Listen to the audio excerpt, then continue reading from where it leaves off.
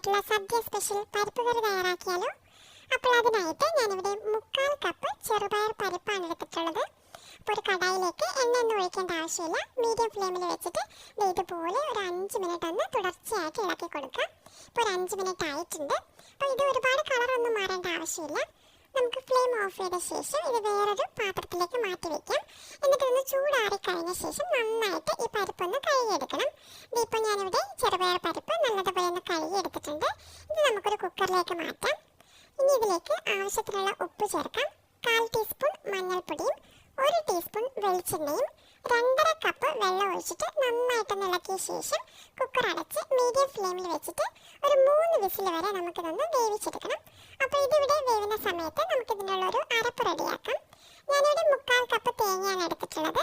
1/4 teaspoon ചെറിയ ജീരകവും 1 വെളുത്തുള്ളി അല്ലിയും 2 പച്ചമുളകും ചേർത്തിട്ട് ആദ്യം 1/4 കപ്പ് വെള്ളം ഒഴിച്ച് നരയ്ക്കാം. അതിനുശേഷം വീണ്ടും ഒരു 1/4 കപ്പും കൂടി ഒഴിച്ചിട്ട് നല്ലതുപോലെ ഒന്ന് അരച്ചെടുത്ത് മാറ്റി വയ്ക്കാം. ഇവിടെ ഈ പരിപ്പൊക്കെ പാകത്തിന് നന്നായിട്ട് വെന്ത് വന്നിട്ടുണ്ട്. അപ്പോൾ ഇതുപോലെ ഒരു സ്പൂൺ ഉപയോഗിച്ചിട്ട് നന്നായിട്ട് ഈ പരിപ്പൊന്ന് ഉടച്ചെടുക്കാം. ഇതിപ്പോൾ വീണ്ടും നല്ലതുപോലെ ഒന്ന് പരിപ്പെല്ലാം ഉടച്ചെടുത്തിട്ടുണ്ട്. ഫ്ലെയിം ഓൺ ചെയ്തിട്ടുണ്ട്. ചെറിയ തീയിലാണ് വെച്ചിട്ടുള്ളത്. ഇനി ഇതിലേക്ക് നമുക്ക് ഈ തേങ്ങയുടെ കൂട്ടാണ് ചേർത്ത് കൊടുക്കേണ്ടത്. അപ്പം മൊത്തത്തിൽ ഇത് അരച്ചെടുക്കാനായിട്ട് 1/2 കപ്പ് വെള്ളമാണ് എടുത്തിട്ടുള്ളത്. നല്ലതുപോലെ ചെറിയ തീയിൽ വെച്ചിട്ട് ഇതൊന്ന് ഇളക്കി കൊടുക്കാം. ഈ അരപ്പിൻ്റെ ഒരു പച്ചമണം ഒന്ന് മാറി കിട്ടണം. ഇത് ഒരുപാടങ്ങ് തിളപ്പിക്കേണ്ട ആവശ്യമില്ല.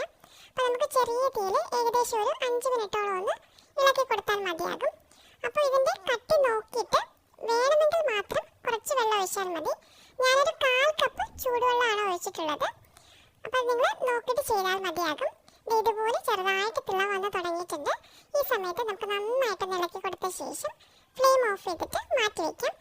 ചില സ്ഥലങ്ങളിൽ സദ്യ സ്പെഷ്യൽ പരിപ്പ് കറിയിൽ കടുക് താളിച്ച് ചേർക്കാറില്ല.